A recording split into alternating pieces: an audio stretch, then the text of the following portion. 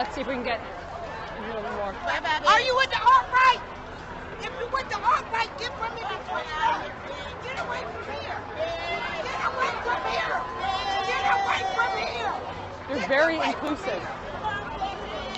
I'm looking to learn about inclusion, guys. I'm just looking to learn about inclusion and diversity. I'm here to learn about multiculturalism, and I'm here to learn about how diverse groups lead to very high trust societies. All right, here you go. It's a full-on demonstration.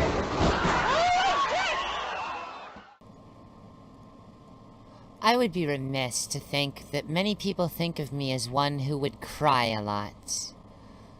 And I'm not quite sure what it was, but I began to cry at that moment in Faith Goldie's stream as I watched it in the aftermath. And while I have done my best to edit down her capturing of the event, reduced the emotional impact that video might have, it is, in the end, impossible. Just like holding back your tears. These aren't Antifa or the alt-right to me. Watching through the videos, it can be very difficult to tell sometimes. It's not like they shop at different malls. No, these were just Americans in my mind. And at that moment, and regardless of how stupid either ideological extreme might be, I couldn't help but see this, like so many others are seeing it, as a far greater escalation than anyone was expecting. But you're not here to hear about my emotions.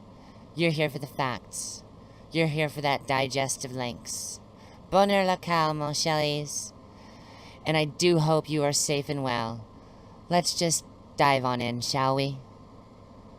What began as violent clashes between the Unite the Right and Antifa and Black Lives Matter counter-protesters was drawn to a sudden and somber pause, one not even the president could avoid tweeting about.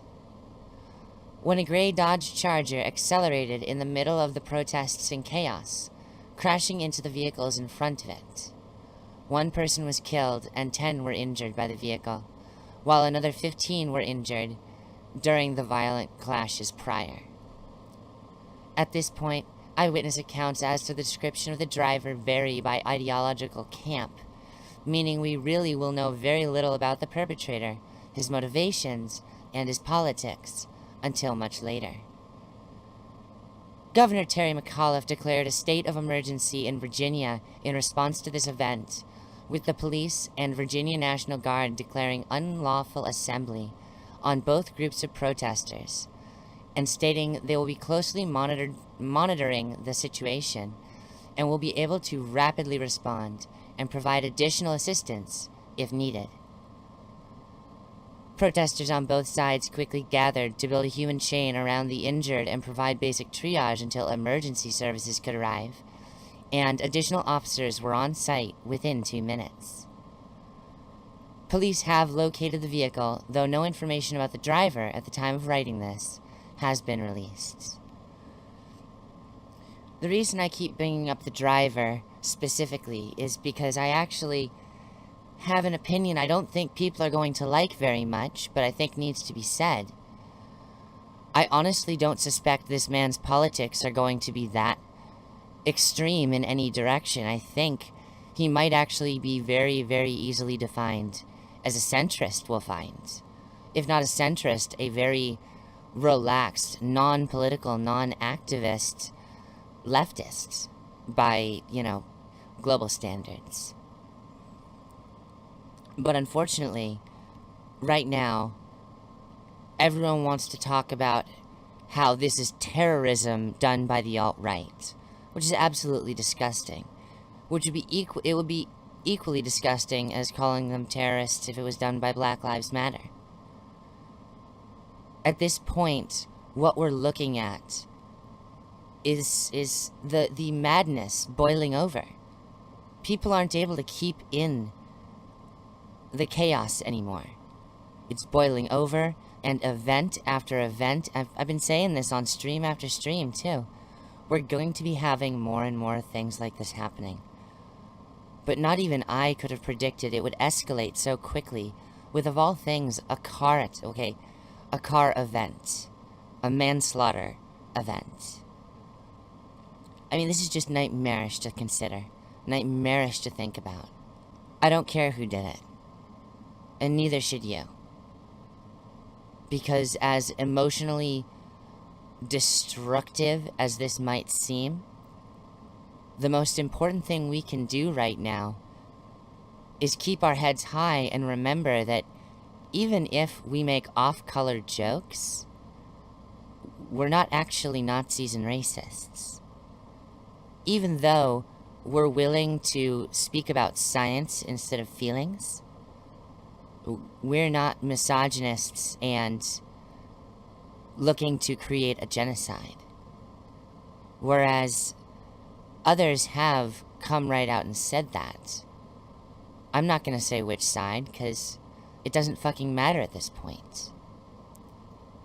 The sides are at war, and it's all of us in the middle who are either going to keep our heads on straight in public and deal with our shit in private or with friends, or we're gonna turn out like the person who was behind the wheel of that car, trapped in the middle of chaotic, psychotic, violent protests in which nobody looks like the good guy, stuck behind cars in the traffic caused by the protests, and getting so fed up with people bumping into your car, so fed up with people running into and hitting on your vehicle, calling you all sorts of names on both sides because no one actually knows what his politics was, or even cared who he was, before he stepped on the accelerator.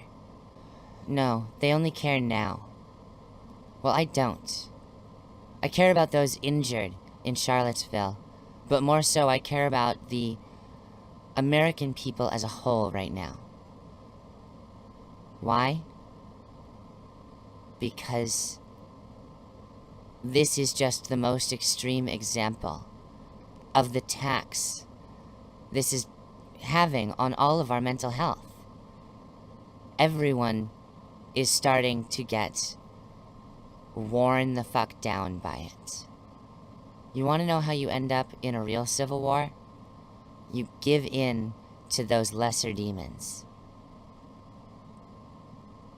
You want a greater demon to listen to?